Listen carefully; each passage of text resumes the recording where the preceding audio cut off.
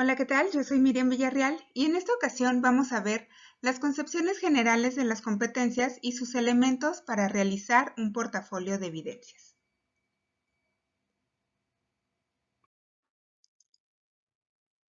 Seguramente estamos muy familiarizados con estos dos elementos, en especial en las instituciones educativas, que es el aprendizaje y la enseñanza. El aprendizaje y la enseñanza nos acompañan en todas las situaciones de nuestra vida, tanto en la educación informal o natural en el contexto en el que nos encontramos, como también en las situaciones formales como es en las instituciones educativas.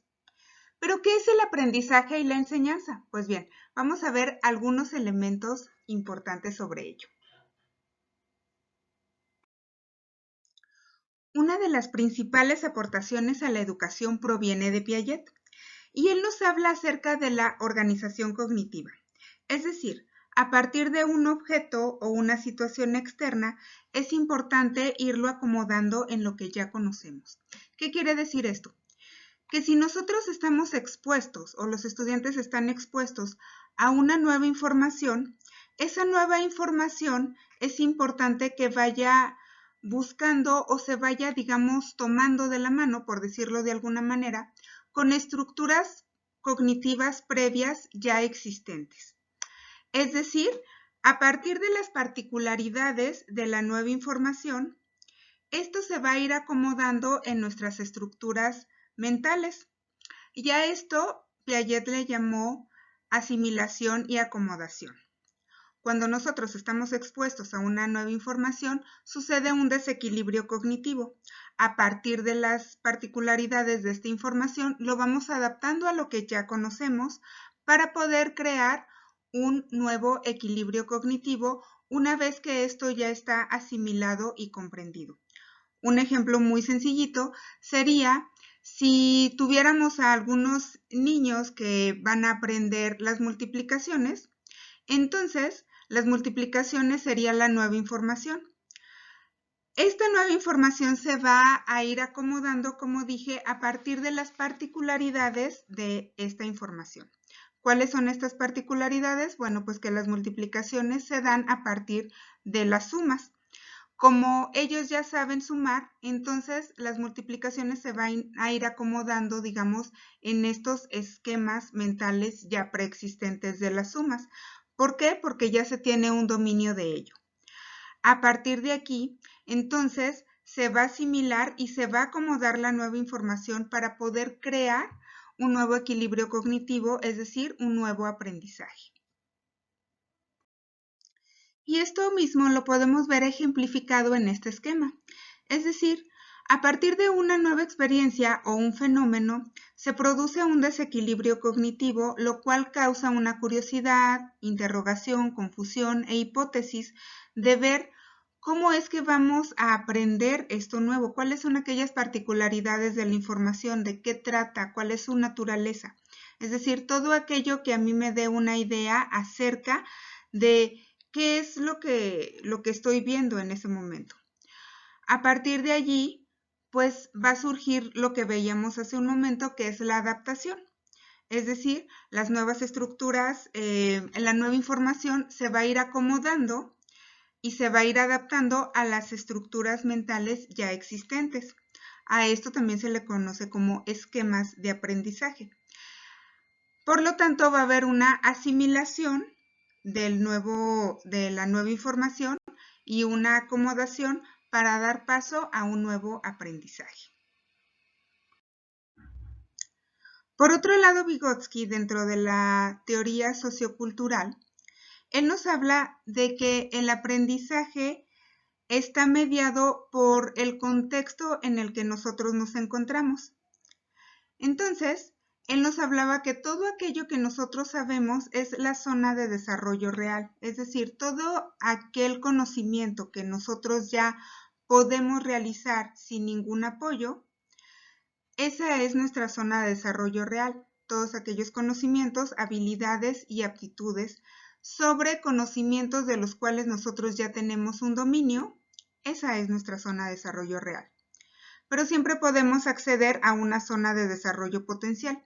Esta zona de desarrollo potencial tiene que ser alcanzable y tiene que involucrar un reto cognitivo, es decir, que nos cueste un poquito de trabajo poderlo alcanzar.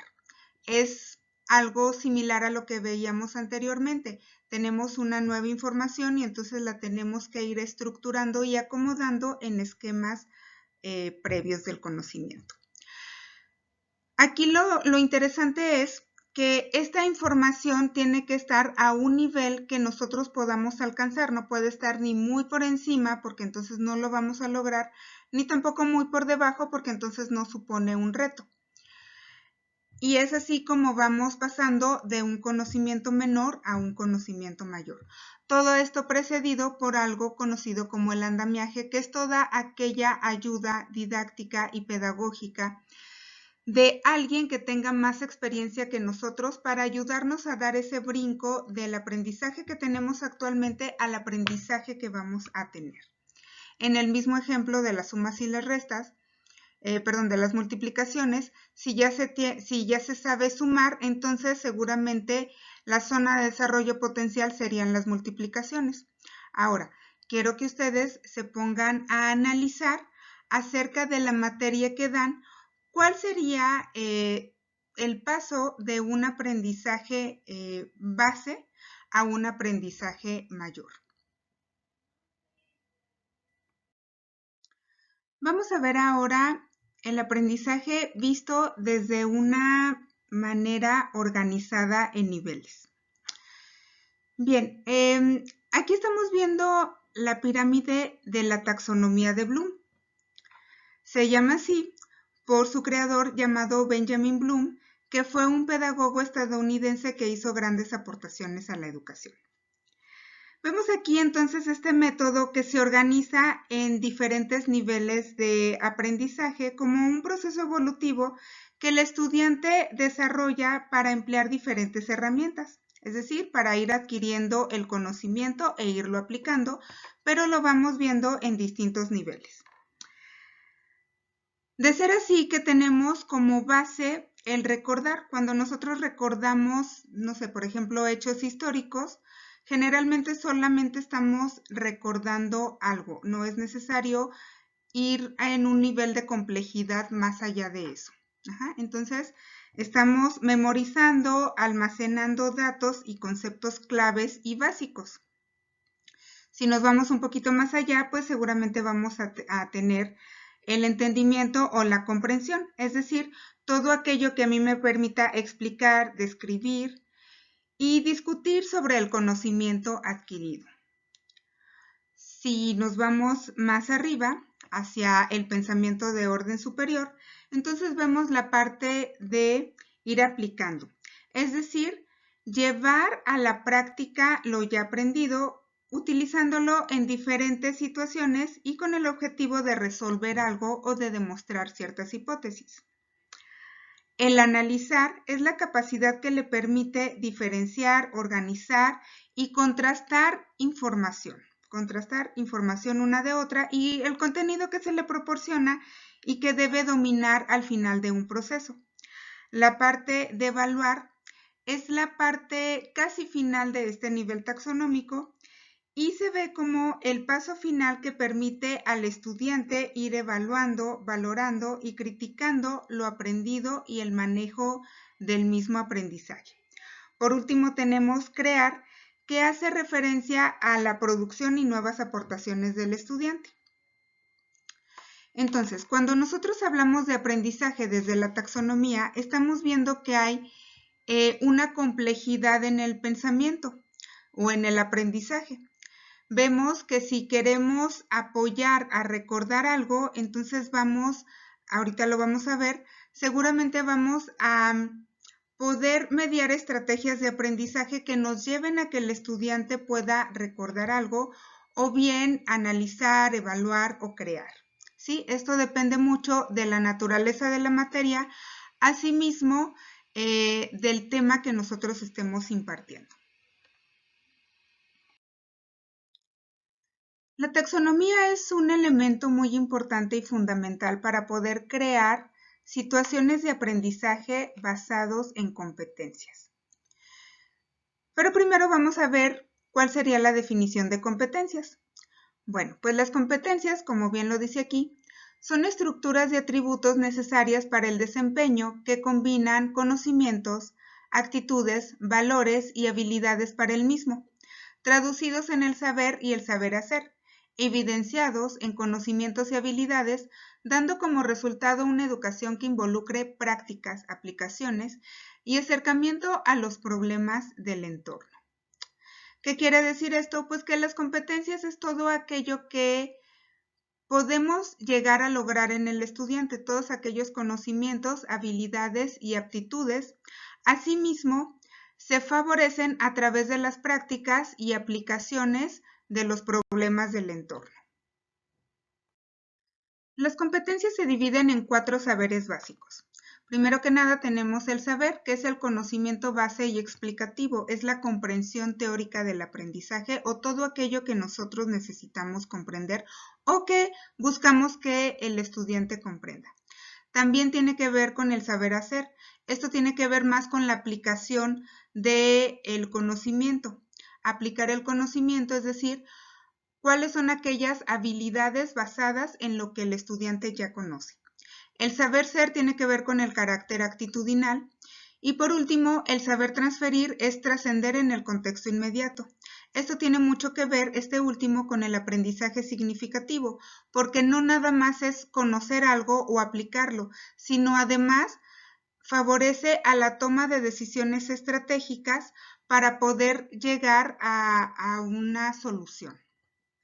Entonces, el saber transferir lo vemos generalmente ya en, pues digamos, en semestres avanzados de un plan de estudios. Por ejemplo, pues en las prácticas profesionales o incluso ya pues en la cuestión de la tesis, por ejemplo. Sí, el chiste aquí es que estamos viendo a un estudiante que ya puede aplicar el conocimiento y que ya tiene una toma de decisiones importante, ya tiene un aprendizaje lo suficientemente fuerte y autónomo como para poder crear algo y hacer algo con lo que ya sabe. Bien, también podemos ver las competencias como generales y específicas. Las competencias generales es, sobre todo las competencias generales llevadas a una materia, pues lo que se espera de esto es que precisen el alcance de la materia, es decir, todo aquello que el estudiante va a aprender al finalizar el curso, a lo largo de todas las unidades, cuáles son aquellas habilidades, conocimientos y aptitudes que va a tener el estudiante. Lo podríamos ver, digamos, como un egreso de la materia. Al egresar de la materia, ¿qué es todo aquello o cuál es esa formación que nosotros esperamos del estudiante a partir de la materia que estamos impartiendo? Las competencias deben ser colegiadas y realizadas por expertos y se deben redactar a partir del alumno y lo que se espera que vaya a lograr. Bien, ya que vimos las competencias generales, ahora vamos, digamos, a aterrizar esto en objetivos específicos de aprendizaje. Cuando hablamos de objetivos específicos de aprendizaje, estamos hablando de aquel trabajo que queremos que el alumno realice. Es decir, se espera que se definan los objetivos específicos en base a lo que se espera lograr en el desempeño del estudiante, ya sea sobre una clase, un tema o sobre alguna actividad. Es algo como muy específico que queremos que logre el estudiante, ya sea sobre un tema o bien sobre un aprendizaje en concreto. Aquello que nosotros le vamos a dejar de tarea o de actividad, ese sería nuestro objetivo específico de aprendizaje. Para ello, pues es importante hacernos una pregunta muy sencilla. ¿Qué espero lograr en el estudiante a partir de este tema? Bien, la evaluación de los resultados de aprendizaje lo vemos en un contexto amplio, institucional y también dentro del plan de estudios que se está cursando. De tal manera que tenemos varios actores. Tenemos estudiantes, profesores, el plan de estudio y por supuesto los atributos de egreso. Entonces vamos a ver algunas conceptualizaciones acerca de cómo vemos el plan de estudio. Primero que nada tenemos aquí del lado derecho los objetivos educacionales de un plan de estudio. Cuando hablamos de objetivos educacionales, estamos hablando de el logro que esperamos tener en los estudiantes egresados a 5 años o más después de haber egresado de la carrera. Un plan de estudios puede tener más de un objetivo educacional, como lo estamos viendo aquí. A su vez, estos se encuentran expresados en las descripciones del campo profesional, es decir, cuáles son aquellas habilidades, aptitudes y conocimientos que tienen ya en su experiencia profesional. También tenemos los atributos de egreso. Los atributos de egreso son también esta plataforma que les va a dar el plan de estudio a los egresados para poder desempeñarse ya en un ámbito profesional. ¿Y cuáles son estos atributos de egreso? Pues son enunciados declarativos que describen las capacidades o competencias de los estudiantes al momento de egresar del programa. Son resultados de aprendizaje en el nivel curricular del plan de estudios. Estos no son evidenciables por sí mismos, es decir, que son enunciados declarativos. Necesitamos lograr esto, pero definitivamente no lo vamos a evidenciar a partir de solo un objetivo de aprendizaje, sino que se compone de toda la parte del plan de estudios. Entonces, para, digamos, ir aterrizando esta parte de los atributos de egreso, nos encontramos con los criterios de desempeño. Estos, a su vez, también son declarativos y describen qué se debe cumplir para mostrar un atributo del egresado o un objetivo educacional del plan de estudio. Son expresiones que nos permiten ir clarificando, digamos, ir aterrizando y precisando los atributos en términos operativos. Y a su vez, tenemos aquí los indicadores. Y como vemos, también tenemos los cursos. Los cursos, como vemos, tienen impacto directo en los indicadores. Los indicadores, esta sí es una descripción específica y observable. Esto, a diferencia de lo otro, sí lo podemos ir observando porque son objetivos específicos de aprendizaje, que es también incluso lo que veíamos hace un momento. Entonces, esta es la observación de los desempeños y demás aprendizajes previstos en el plan de estudios y que a su vez contribuyen un criterio de desempeño, un atributo de egreso o un objetivo educacional del plan de estudios. Digamos que los indicadores son el puente entre lo particular y lo general en un plan de estudio y son los resultados de aprendizaje esperados a nivel de cursos, materias y talleres que se encuentren dentro del plan de estudios. Una parte fundamental en nuestro quehacer docente es entonces contribuir a estos indicadores, contribuir a los objetivos específicos de aprendizaje. Entonces vamos a volver un poquito con la taxonomía de Bloom. Cuando nosotros estamos preparando nuestra secuencia didáctica o la planeación de nuestra materia, por lo general primero debemos visualizar qué es lo que buscamos en el estudiante a partir de nueva cuenta de aquellas especificaciones que nos da el tema de la materia. Puede ser que busquemos alguna aplicación, un análisis, síntesis, evaluación o una comprensión o un conocimiento, ¿sí? Eso tiene que ver con la particularidad del tema que estamos tratando.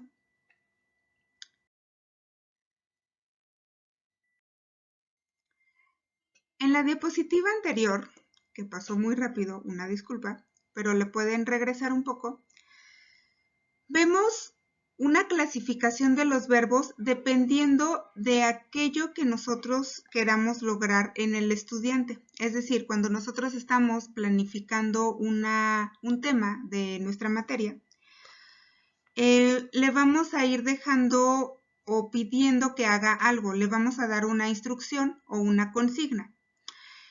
Y a partir de aquello que nosotros esperamos lograr en el estudiante es la instrucción que le vamos a dar, y para ello hacemos uso de estos verbos dependiendo del nivel de complejidad de aprendizaje o de conocimiento que esperamos que adquiera el estudiante. Por ejemplo, si yo espero que recuerde algún concepto o alguna teoría que ya está terminada, entonces seguramente yo le voy a dejar alguna consigna con un verbo clave. Por ejemplo, cita determinada información. Entonces eso al estudiante le va a ayudar a recordar algo. Si yo espero llegar a un nivel de complejidad más alto, porque el tema así me lo indica, o la naturaleza del tema es así, entonces puede ser que el estudiante deba aplicar un conocimiento. Entonces, para ello, la consigna sería que tal vez emplee algo que ya conoce. Y entonces, a partir de estos verbos, de nueva cuenta le pueden regresar a la diapositiva, a partir de estos verbos de la taxonomía de Bloom, nosotros podemos ir eligiendo qué es lo que esperamos lograr en el estudiante a partir de la instrucción que le vamos a dar del tema que esperamos que él aprenda. Bien, otra cosa muy importante es la redacción de los objetivos de aprendizaje.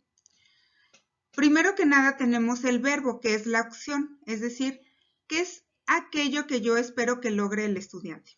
Y luego el objeto tiene que ver con el objeto de conocimiento. Una vez que yo ya tengo determinada mi acción, entonces, ¿sobre qué es lo que yo quiero que él esté trabajando?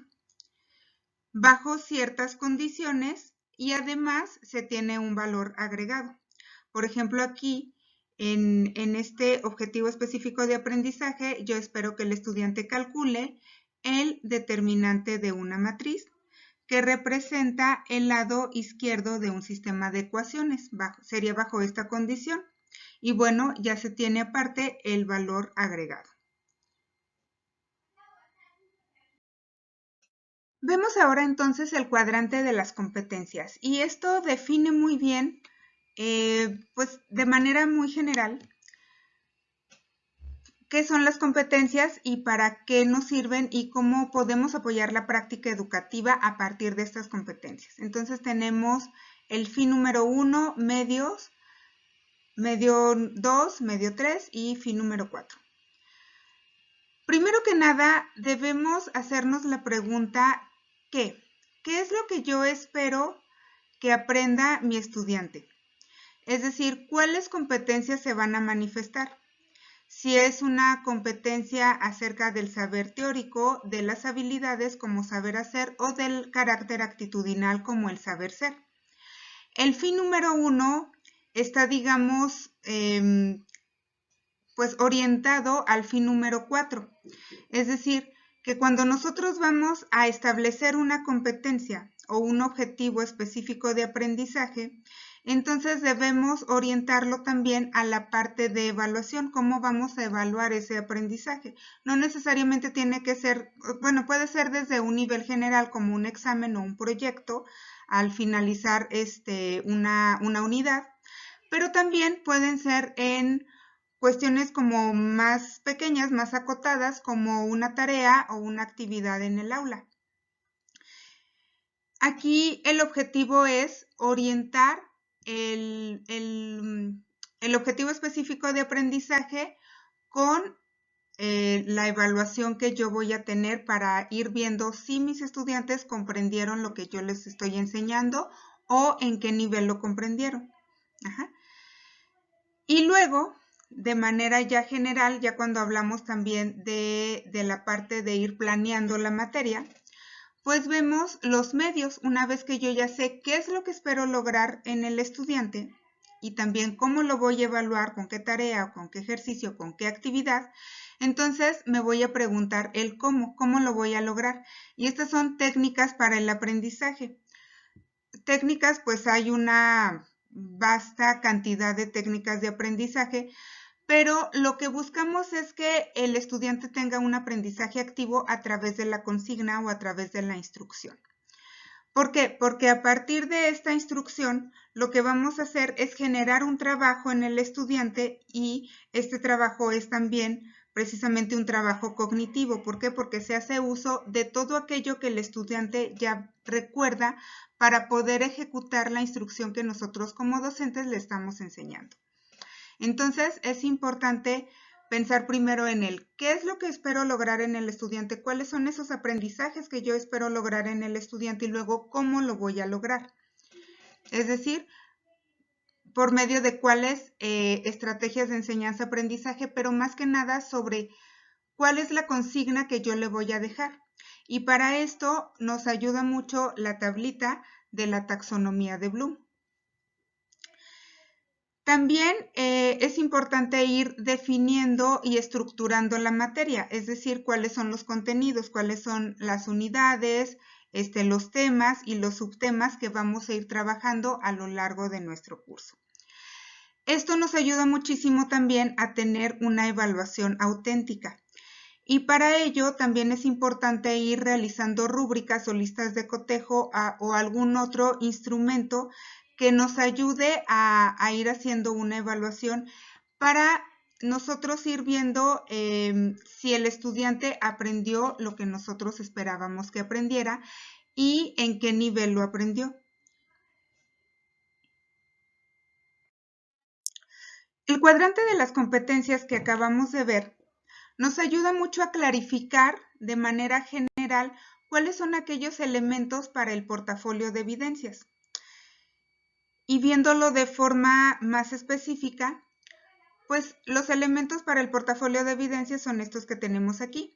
Datos generales como son la clave del curso, nombre, objetivos del curso, principales resultados de aprendizaje, es decir, cuáles son las competencias generales y específicas de la materia, objetivos principales de aprendizaje específicos, cuál es la aportación del curso o de la materia a los atributos de egreso y a los objetivos educacionales, cuáles son las principales unidades temáticas, principales estrategias de enseñanza, principales estrategias de evaluación como rúbricas, listas de cotejo, si hay prácticas, laboratorio y bibliografía.